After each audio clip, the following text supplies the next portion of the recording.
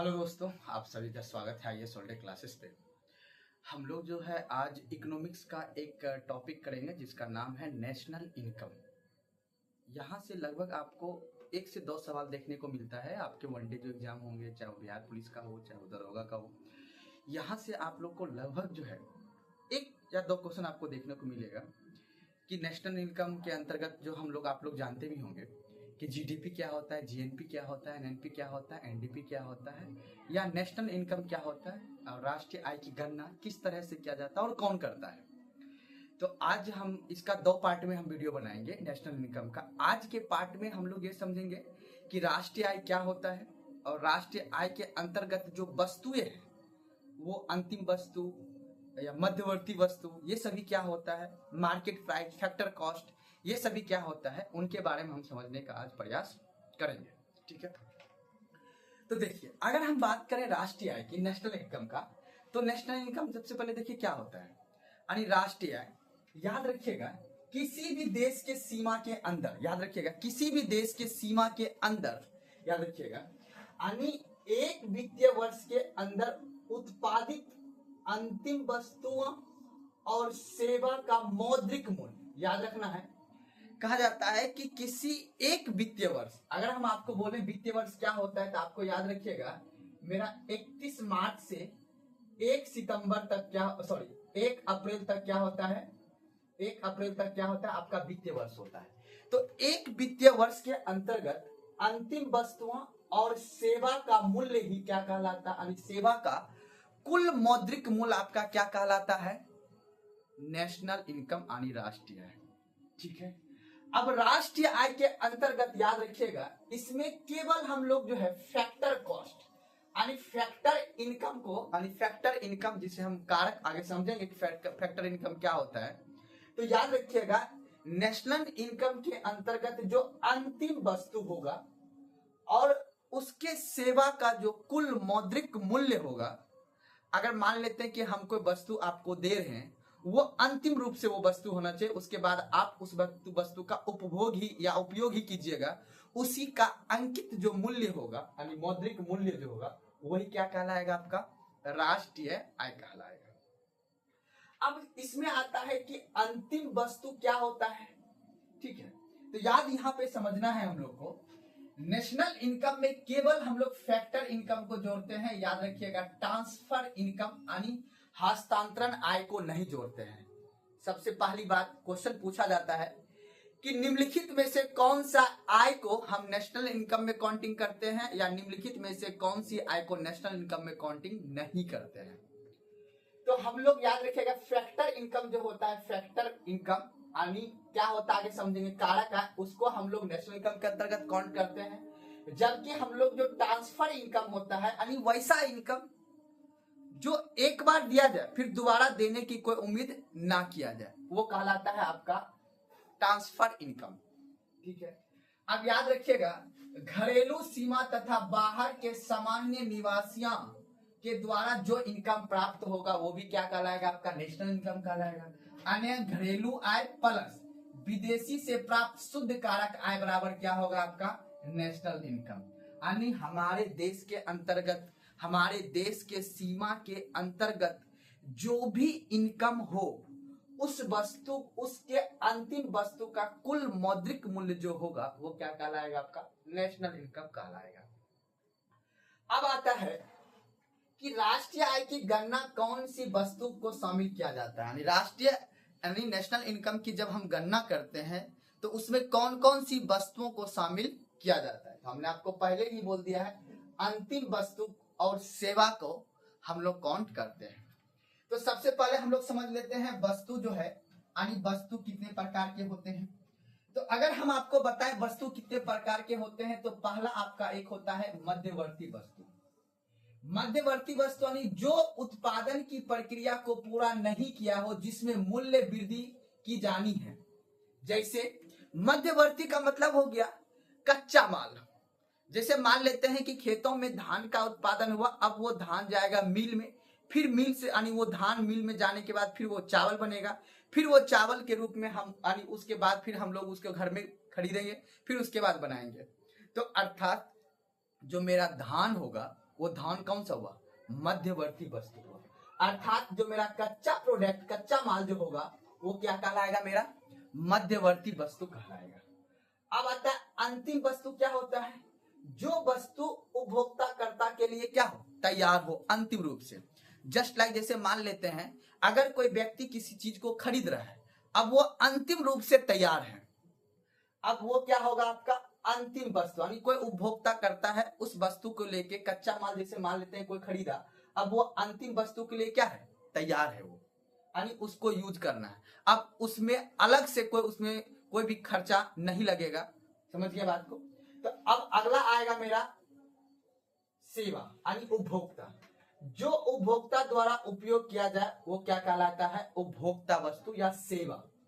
इसी जैसे मान लेते हैं कि आपका गेहूं है, गेहूं उत्पादन हुआ, गेहूं उत्पादन होने के बाद उसका आटा बना, आटा बनने के बाद उससे ब्रेड बना, ठीक है। या दूध उत्पादन हुआ, दूध से आपका क्या बना? मक्खन बना या बिस्किट बना। तो ये सभी क्या हुआ? अंतिम, यानी से उपभोक्ता वस्तु या सेवा बोल सकते हैं। आपका मोबाइल हुआ, टीवी हुआ, एसी हुआ, ये सभी क्या हुआ? आपका अंतिम। जैसे मान लेते हैं कि मोबाइल है, मोबाइल से पहले जो उसके छोटे छोटे जो प्रोडक्ट टूल वगैरह होंगे वो आपके क्या कहलाएंगे? मध्यवर्ती वस्तु कहलाएगा, ठीक है। अब मध्यवर्ती वस्तु कहलाएगा। फिर उसके बाद जब उसको असेंबल करके पूरा एक मोबाइल बना दिया जाएगा तो वो क्या हो जाएगा? आपका उपभोग वस्तु हो जाएगा। फिर उसको अंतिम तौर पर उसको क्या किया जाएगा?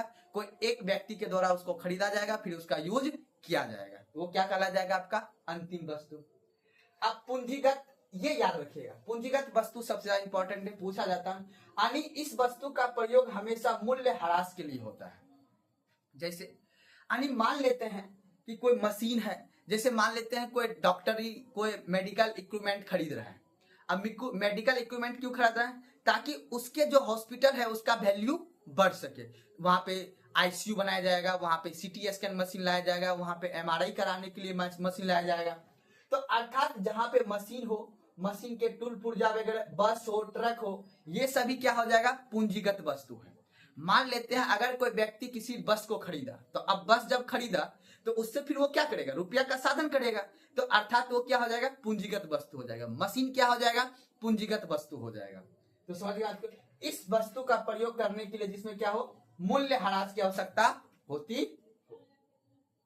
अब हमने नोट में एक चीज लिखा है, जीडीपी के गणना में अंतिम वस्तु और सेवा को ही शामिल किया जाता है। याद रखना है, अंतिम वस्तु यानी अर्थात अंतिम वस्तु और जो सेवा यानी उपभोगकर्ता वाला जो वस्तु है, वही दोनों वस्तु को क्या किया जाता है? शामिल किया जाता है जीडीपी के काउंटिंग में।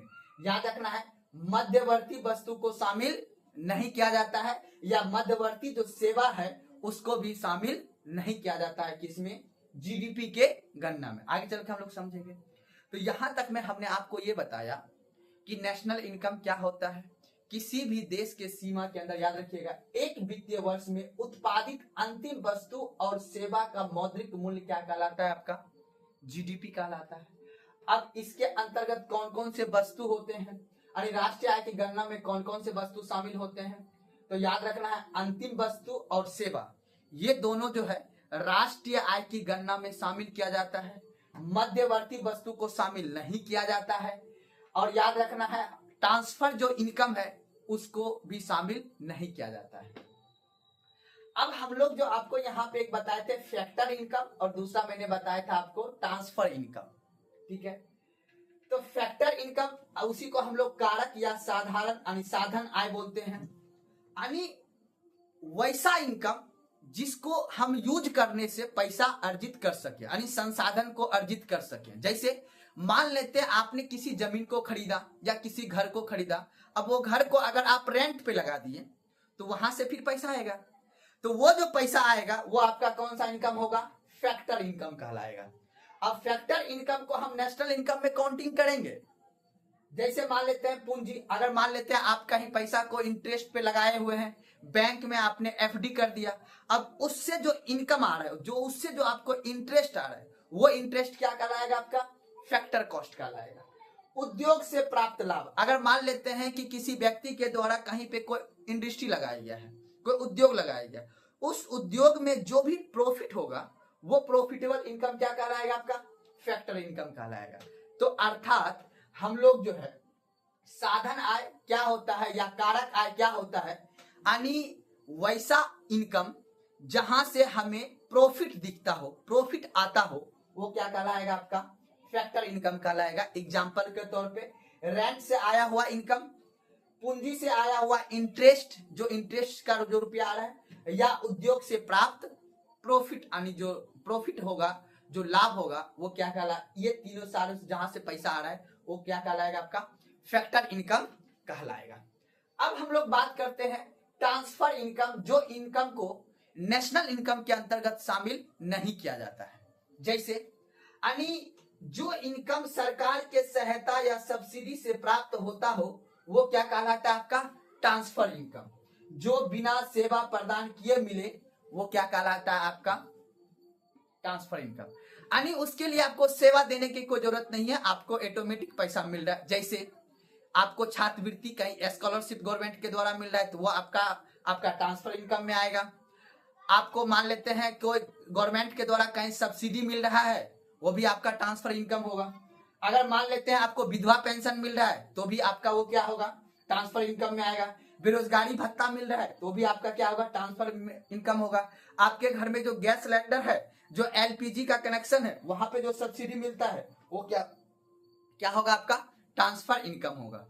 तो अर्थात अभी हमने दो इनकम को समझा, एक मैंने समझा फैक्टर इनकम और दूसरा समझा मैंने ट्रांसफर इनकम। फैक्टर इनकम क्या होता है, यानी फैक्टर इनकम को मैंने बताया कि जहां पे हमने कहीं पूंजी को लगाया है, उस पूंजी से जो मुझे प्रॉफिट हो रहा है वो क्या कहलाएगा आपका फैक्टर इनकम कहलाएगा। अब ये फैक्टर इनकम को हम कहाँ काउंट करेंगे, तो एनआई यानी नेशनल इनकम में काउंट करेंगे। अब बात आता है ट्रांसफर इनकम का। तो ट्रांसफर इनकम वैसा इनकम जो बिना सेवा दिए हमें क्या होता हो प्राप्त किया जाता हो, वो क्या कहलाएगा आपका ट्रांसफर इनकम कहलाएगा। एग्जाम्पल याद रख लेना है। चलिए अब हम लोग क्या करते हैं, अब हम लोग कुछ चीज को देखते हैं कि कौन निवासी यानी कौन घरेलू सीमा के अंतर्गत आएगा और कौन घरेलू सीमा के अंतर्गत नहीं आएगा। तो एक सब आता है कि सामान्य निवासी कौन होते हैं, यानी भारत के सामान्य निवासी कौन है। ठीक है, किसी देश में 1 वर्ष या उससे अधिक समय तक निवास करने वाले जो व्यक्ति होगा वो क्या कहलाएगा आपका सामान्य निवासी। यानी मान लेते हैं भारत देश है, भारत देश में कोई ऐसा व्यक्ति जो 1 वर्ष के से अधिक समय से भारत में रह रहा है, वो भारत का कौन क्या कहलाएगा सामान्य निवासी कहलाएगा। लेकिन अगर कोई व्यक्ति मनोरंजन के लिए यहाँ पे आया है, कोई यहाँ पे फिल्म बना रहा है या कुछ भी कर रहा है, तो वो हो गया, या कोई छुट्टी मनाने के लिए आया हुआ है, ठीक है, या कोई मेडिकल चला रहा है अपना, या कोई खेल कूद करने के लिए आया है, इन सभी के लिए अगर कोई व्यक्ति आया है तो याद रखिएगा उसे सामान्य नागरिक का दर्जा नहीं दिया जाएगा। मान लेते हैं अमेरिका का कोई व्यक्ति भारत में मूवी बनाने के लिए, इंटरटेनमेंट करने के लिए, कोई काम करने के लिए आया है, या छुट्टी मनाने के लिए आया हुआ है, या फिर चिकित्सा के लिए यानी मेडिकल के दवाई के लिए आया हुआ है, वो 1 साल से ज्यादा से रह रहा है यहाँ पे, या खेलकूद संबंधी से कोई काम करने के लिए यहाँ पे आया हुआ है, तो इन सभी संबंधित अगर वो इस देश में रह रहा है तो वो सामान्य निवासी में काउंटिंग नहीं आएंगे। अब आता है विदेशी पदाधिकारी, कूटनीतिक, विदेशी सेना, ये सभी ये भी जो है यानी कि इसमें सामान्य निवासी में शामिल नहीं होंगे। जैसे विदेशी, मान लेते हैं कि कोई ऐसा विदेश से अमेरिका का कोई पदाधिकारी आया हुआ है, भारत में अपना काम कर रहा है, अपने देश से संबंधित काम करने के लिए यहाँ पे आया है, तो वो भी क्या होगा सामान्य निवासी नहीं कहलाएंगे। कूटनीतिक, जैसे मान लेते हैं विदेश मंत्रालय में कोई व्यक्ति आया हुआ है, विदेशी देश का आया हुआ है, जो अपने देश में यहाँ पे कोई काम वगैरह करने के लिए आया है, तो कूटनीतिक व्यक्ति जो होगा वो भी नहीं होंगे। विदेशी सेना अगर यहाँ पे आया हुआ युद्ध अभ्यास संबंधित कोई काम करने के लिए या युद्ध अभ्यास करने के लिए, वो भी व्यक्ति को सामान्य नागरिक नहीं माना जाएगा। तो याद रखिएगा सामान्य नागरिक यानी सामान्य निवासी कौन होते हैं, किसी देश में 1 वर्ष या उससे अधिक समय तक निवास करने वाले व्यक्ति सामान्य व्यक्ति सामान्य निवासी कहलाते हैं। लेकिन अगर वो व्यक्ति मनोरंजन संबंधित कार्य के आया हो, अवकाश मनाने के, छुट्टी मनाने के लिए आया हो, या चिकित्सा के लिए आया हो, खेल कूद के लिए आया हो, या विदेशी पदाधिकारी हो, या कूटनीतिक हो, या विदेशी सेना के लिए हो, इन सभी के लिए अगर कोई व्यक्ति आया हुआ है तो वो सामान्य नागरिक नहीं कहलाएंगे। ठीक है, अब हम लोग बात करते हैं डोमेस्टिक सीमा, यानी डोमेस्टिक लाइन यानी घरेलू सीमा क्या होता है? देश के सीमा के अंदर विदेश में स्थित दूतावास। यानी अगर मेरे देश के अंदर जो विदेशी दूतावास है या सैनिक अभ्यास है, कोई कहीं अड्डे है, वायुयान है, तो याद रखिएगा ये सभी जो है घरेलू सीमा के अंतर्गत, समझिए बात को, ये घरेलू सीमा के अंतर्गत ये आएंगे। विदेश में स्थित दूतावास, जैसे मान लेते हैं कि भारत के दूतावास जो है अमेरिका में होगा, तो वो किसका भाग होगा? घरेलू सीमा, यानी भारत का सीमा का भाग होगा। अगर मान लेते हैं सैनिक, जो भारत का जो सैनिक अड्डे मान लेते हैं कहीं दूसरे देश में है, श्रीलंका में है, तो वो किसका भाग माना जाएगा? भारत का घरेलू सीमा माना जाएगा। अगर मान लेते हैं जो इंडिया का कोई एरोप्लेन है, अब वो विदेश में है, ठीक है, तो वो जो इंडिया का प्लेन का क्षेत्र किसका कहलाएगा? वो घरेलू सीमा के अंतर्गत आएगा। अब कौन घरेलू सीमा के अंतर्गत नहीं आएगा? तो भारत के अंदर जो विदेशी दूतावास है या सैनिक अड्डे है, वो क्या होगा? घरेलू सीमा के अंतर्गत नहीं आएगा।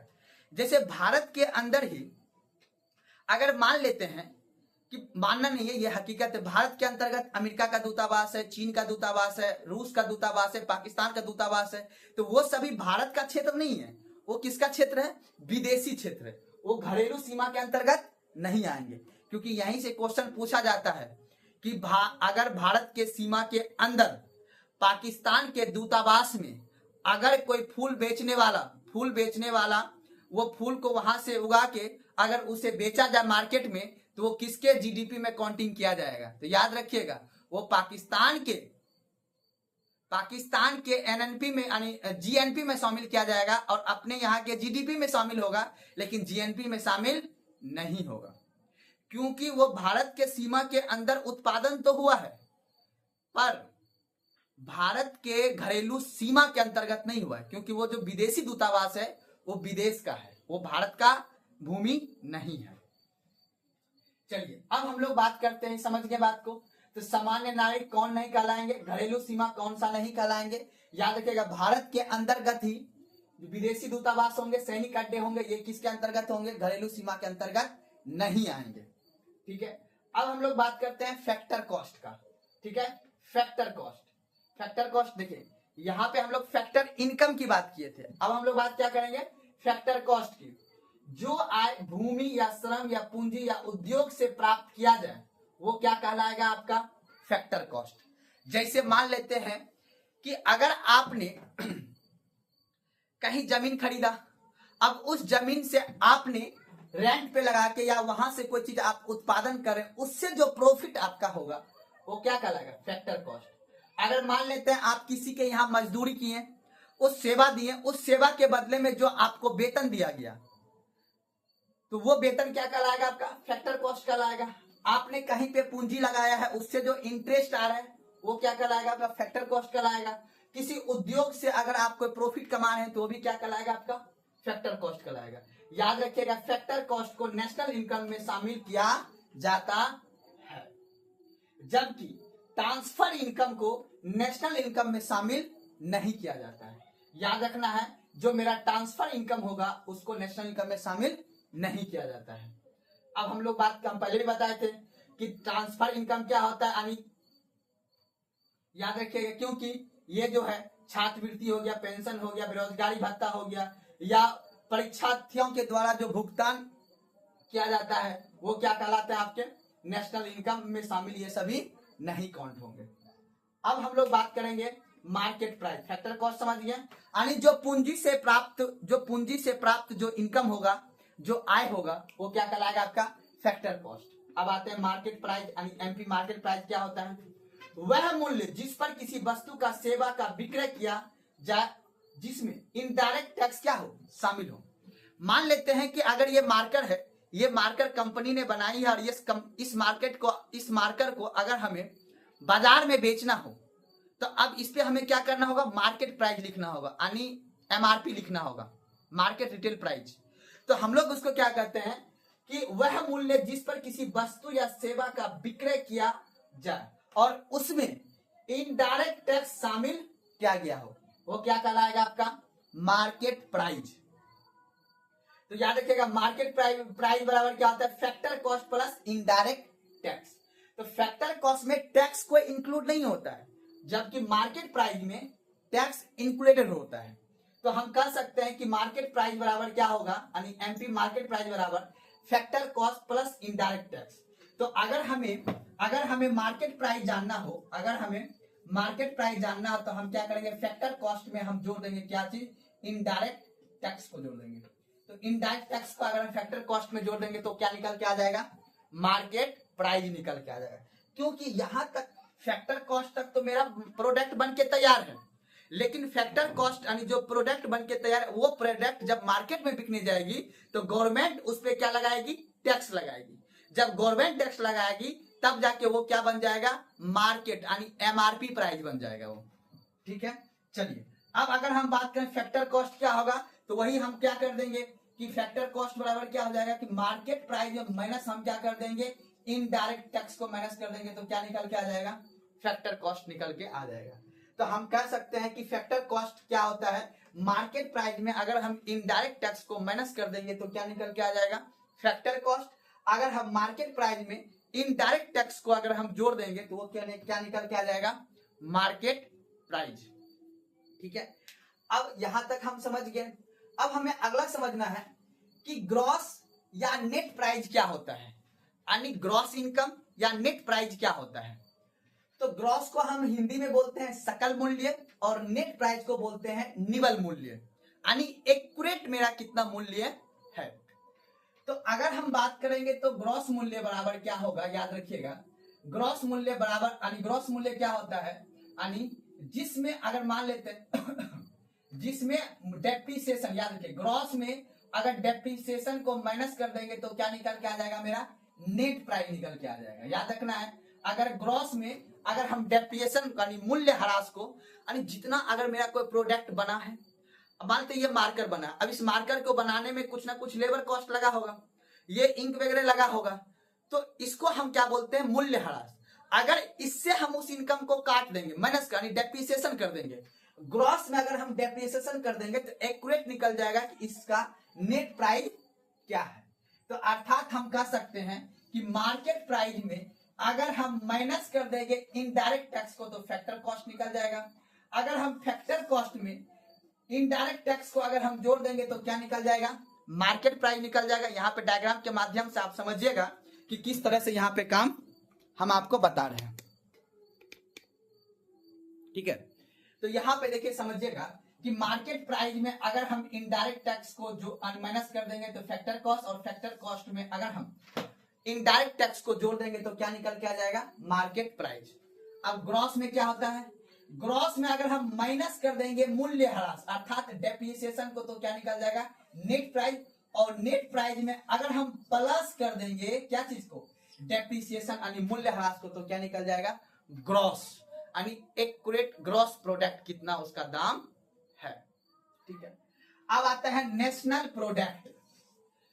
अब याद रखिएगा, नेशनल प्रोडक्ट में अगर हम माइनस कर देंगे विदेशी से प्राप्त इनकम जो है, यानी जो विदेशी से जो प्राप्त इनकम हुआ है उसको अगर माइनस कर देंगे तो हमारा क्या निकल के आ जाएगा, घरेलू उत्पाद यानी डोमेस्टिक प्रोडक्ट। अब देखिए समझिएगा, हमारे देश के अंतर्गत क्या है, विदेशी कंपनी भी है और भारत की भी कंपनी है। तो मान लेते हैं कि हमारे देश जो है ये भारत की सीमा, ये भारत के सीमा के अंतर्गत तो विदेशी कंपनी भी है। अब ये विदेशी कंपनी जो है यहाँ पे जो भी प्रोडक्ट का उत्पादन कर रहा है वो तो पैसा अपने देश ले जा रहा है। जैसे मान लेते जापान का यहाँ पे कहीं पे किसी चीज का इन्वेस्ट है, मेट्रो में है, रोड में है, चाइना का कई सारा इन्वेस्टमेंट है। अब वो यहाँ से पैसा कमा के कहाँ ले जा रहे हैं, विदेश ले जा रहे हैं। तो याद रखिएगा, नेशनल प्रोडक्ट में अगर हम विदेशी से प्राप्त जो इनकम है उसको अगर हम माइनस कर देंगे तो क्या निकल के आ जाएगा, डोमेस्टिक प्रोडक्ट यानी हमारे घर में यानी हमारे देश के अंतर्गत कितना प्रोडक्ट हुआ है। अगर उस डोमेस्टिक प्रोडक्ट में अगर हम प्लस कर देंगे विदेशी से प्राप्त आय को तो वो क्या निकल जाएगा, आपका नेशनल प्रोडक्ट निकल के आ जाएगा। ये जो आपका था ये बेसिक कॉन्सेप्ट था नेशनल इनकम टॉपिक का। इसके बाद हम जब समझेंगे कि जीडीपी क्या होता है, जीएनपी क्या होता है, एनडीपी क्या होता है, जीएनपी क्या होता है, तो इस तरह से आपको समझने में आसानी होगा। तो तो हमने आज आपको ये मुख्य कॉन्सेप्ट मैंने आपको समझाने का प्रयास किया कि नेशनल इनकम क्या होता है, मध्यवर्ती वस्तु क्या होता है, अंतिम वस्तु क्या होता है, सेवा वस्तु क्या होता है, पूंजीगत वस्तु क्या होता है, फैक्टर इनकम क्या होता है, ट्रांसफर इनकम क्या होता है। फिर मैंने बताया कौन भारत का निवासी हो सकता है, कौन घरेलू सीमा के अंतर्गत आएगा, फैक्टर कॉस्ट, मार्केट प्राइस। फिर मैंने इस डायग्राम के माध्यम से मैंने आपको समझाने का प्रयास किया। तो एक बार दोबारा हम आपको छोटा सा 2 मिनट में रिकॉल कर देते हैं। नेशनल इनकम क्या होगा, एक वित्तीय वर्ष के अंतर्गत एक वित्तीय वर्ष के में उत्पादित अंतिम वस्तु और सेवाओं का कुल मौद्रिक मूल्य क्या कहलाएगा, आपका नेशनल इनकम कहलाएगा। उस नेशनल इनकम के अंतर्गत जो फैक्टर कॉस्ट होगा उसको शामिल किया जाएगा, जबकि जो ट्रांसफर इनकम होगा वो काउंट नहीं किया जाएगा। फैक्टर कॉस्ट क्या होता है, जो किसी वस्तु यानी जब जो किसी पूंजीपति के द्वारा जहां से प्रॉफिट कमाया जाए उस प्रॉफिट को हम क्या बोलते हैं, फैक्टर कॉस्ट। ट्रांसफर इनकम वैसा इनकम जहां से एक बार लगाया जाए वहां से फिर दोबारा आने का कोई चांस नहीं बनता। जैसे आपका स्कॉलरशिप हो गया, विधवा पेंशन हो गया, आपका सब्सिडी गवर्नमेंट के द्वारा जो सब्सिडी दिया जाता है, गवर्नमेंट के द्वारा जो बेरोजगारी भत्ता दिया जाता है, ये सभी आपका क्या कहलाएगा, आपका ट्रांसफर इनकम। तो याद रखना है ट्रांसफर यानी हस्तांतरण आय को नेशनल इनकम में काउंट नहीं किया जाता है, ठीक है। अब उसके बाद फिर मध्यवर्ती वस्तु वैसा वस्तु जो आगे चल के उसमें अभी पूर्ण प्रक्रिया नहीं हुआ है, उसमें और भी मूल्य वृद्धि करने की आवश्यकता है, तो वो क्या कहलाएगा, आपका मध्यवर्ती वस्तु। एग्जाम्पल के तौर पे कच्चा माल, ठीक है। जैसे अगर हम आपको बताएं कि एक खेतों में क्या होता है, कपास होता है। अब ये कपास से क्या बना, धागा बना, धागा से फिर क्या बनेगा, कपड़ा बनेगा, ठीक है। अब फिर ये कपड़ा कहाँ जाएगा, कपड़ा से फिर क्या बनेगा, आपका शर्ट बनेगा या जीन्स बनेगा। तो अब देखिए आपने कपास का उत्पादन करके धागा बनाया, तो किसी व्यक्ति के लिए धागा क्या हो जाएगा, मध्यवर्ती वस्तु हो जाएगा। तो यहाँ पे आसान से समझिएगा कौन सा मध्यवर्ती वस्तु होगा और कौन सा अंतिम वस्तु होगा, ठीक है। तो यहाँ पे शर्ट और जींस क्या हो गया, अंतिम वस्तु हो गया आपका। समझ आ गया बात को। तो आई होप कि आपको ये समझ में आया होगा। फिर आगे जो है हम लोग अगला जो एक नेशनल इनकम का दूसरा पार्ट जो हम पढ़ाएंगे उसमें हम लोग ये समझेंगे कि जीडीपी क्या होता है, एनडीपी क्या होता है, जीएनपी क्या होता है और एनएनपी क्या होता है। फिर इनके बारे में समझेंगे। फिर देन आगे हम लोग फिर टॉपिक को इन्फ्लेशन चैप्टर को हम लोग देखेंगे, मुद्रा स्थिति के बारे में, ठीक है।